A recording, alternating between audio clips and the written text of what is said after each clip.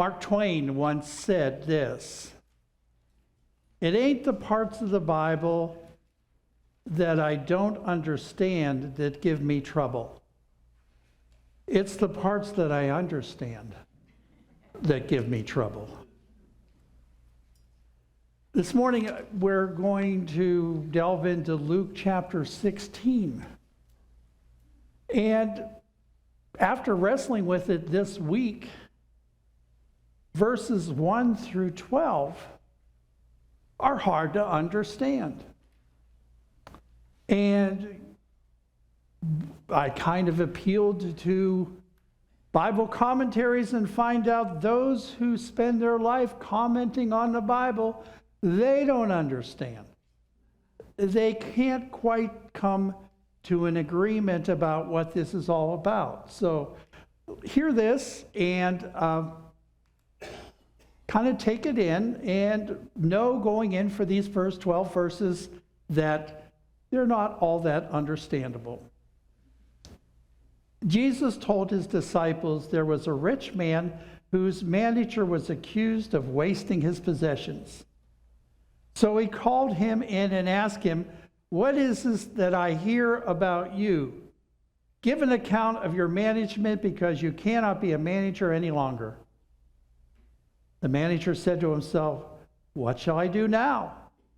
My master is taking away my job. I'm not strong enough to dig, and I'm ashamed to beg.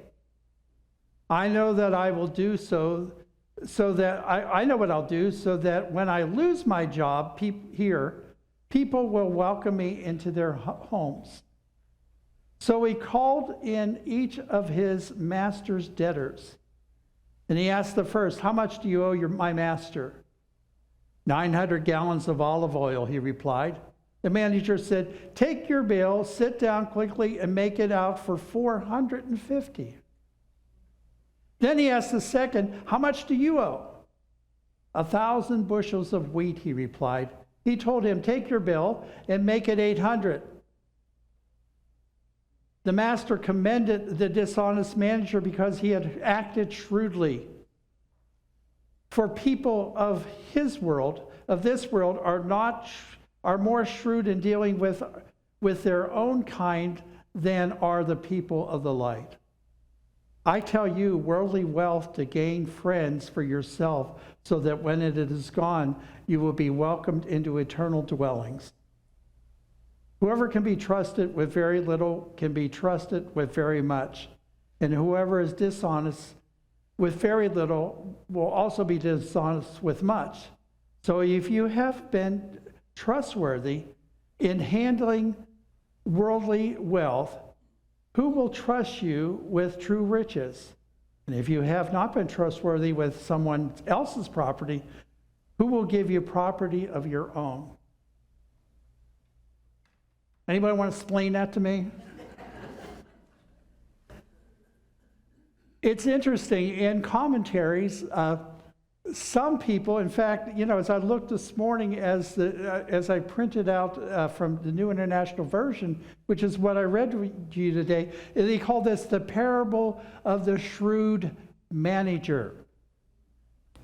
Now, other Bibles that might have a heading to that might say the parable of the dishonest manager. Is it dishonesty or is it shrewdness? Well, some things I did pick up this week is that perhaps the man was following Jewish law. And there might have been interest involved in the debt. So he wiped out the interest and just asked basically for the principal. Possibility. Another thing is that this comes from Tom's background in banking, is that there was a time in business when we had to decide to cut our losses. That we had debts, and we know that the persons were not going to pay the debts, so we did the thing of writing it off, saying that this person is never going to pay this. But it seems like there's a question here is, what do you do with what you got? What do you do with what you got when what you got came where? From God. From God in the first place.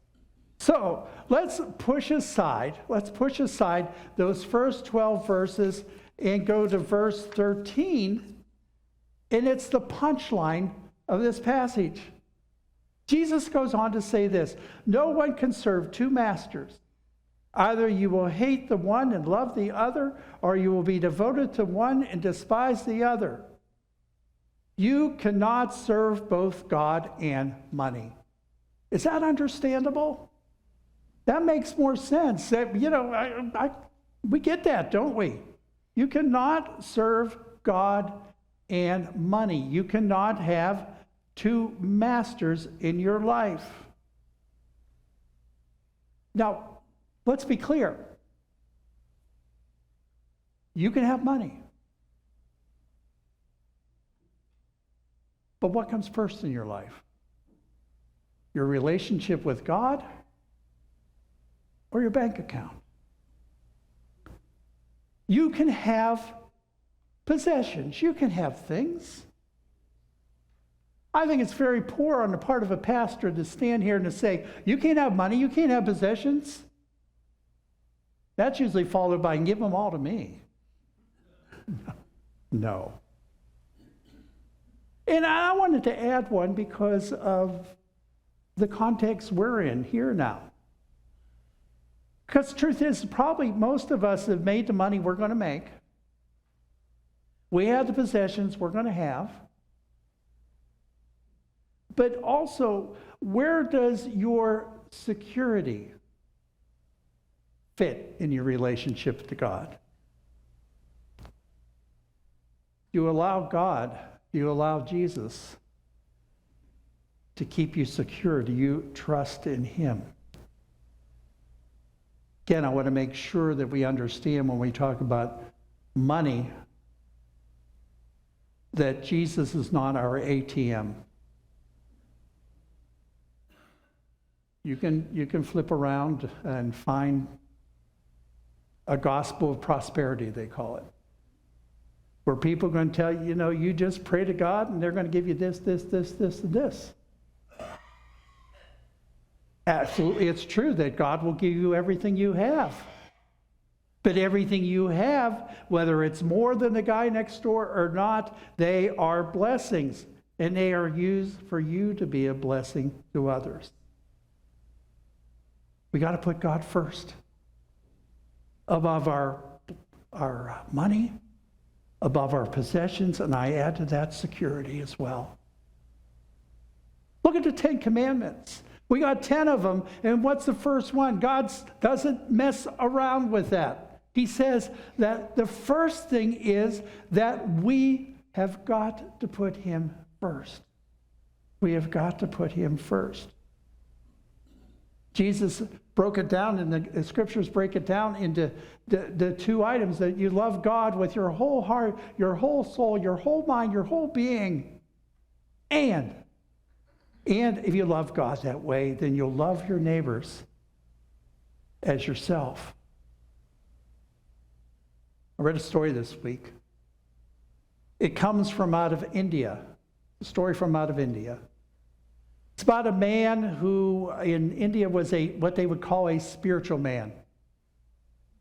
He focused on his spirit, on his God. And because of that, he had very few possessions because he trusted in God, but he went to what they called the guru, the spiritual leader. And the spiritual leader saw how committed this man was to God, so the spiritual leader kind of let him out on his own. And the man had two things in his life. He had a mud hut. That's what he lived in, a mud hut. And he had a loincloth. That's the only clothes he had, was his loincloth that, he wore around his waist. So once a week he would wash out his loincloth and hang it up to dry. So he hanged his loincloth up to dry one day, and when he returned out to take it off the line, he found that a rat had eaten it. So he decided that he would beg the people of the community, because they loved him and they were kind to him, said, "Can you help me to get another loincloth?" So they got him another loincloth. And he decided he didn't want to lose it to a rat. So he bought a cat. He bought a cat to protect his loincloth from the rat. Well, the cat needed milk and food. Buy a cow. He bought a cow to help to feed the cat that was keeping the rat from his loincloth. Well, to feed the cow, he had to grow crops. So he grew some crops, and he started to grow some crops, and he decided that it got a little bit too hard, so he met and married a woman. And the woman helped him to raise more crops. And then he earned some money, and the woman said, "I'm not going to live in a mud hut anymore." So he built a house. He built a house. And about the time he built the house, and he had the wife, and he had the crops, and he had the cow, and he had the cat, and he had, well, he didn't have the rat, but the rat was there. The guru came back into town. And he says, "What's all this? When I left, you were living just in a mud hut. And all you had was a loincloth. What happened?" And the man said, "Well, I had to support the loincloth." See how it goes? How one thing leads to another. When he had enough. When he had enough. You and I have more than enough. And that's a blessing. Not something you should feel bad about. It's a blessing. The question is this. You probably caught it by now, and that's your homework for this week. To ask that question of yourself. What's more important?